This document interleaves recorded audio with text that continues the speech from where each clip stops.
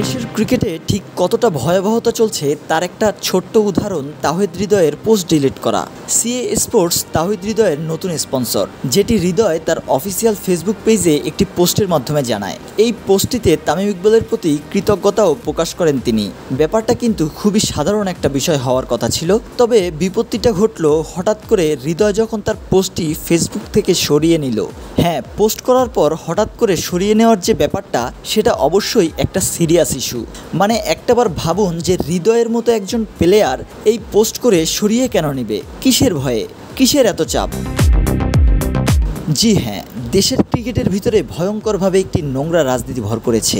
Dressing রুমের অবস্থা ভীষণ নাজুক। তরুণ প্লেয়াররা নিজের মনের ভাব প্রকাশ করতে পারে না, সবসময় তারা ভীত থাকে। কোনো কাজই তারা নিজেদের মর্জিমাফিক করতে পারে না। সবসময় তাদের একটাই চিন্তা, কোনটা করলে কি হবে, কে মন খারাপ করবে। এখানে ধারাবাহিকভাবে পারফরমেন্স করলেও নির্ভয়ে থাকতে পারে না তারা।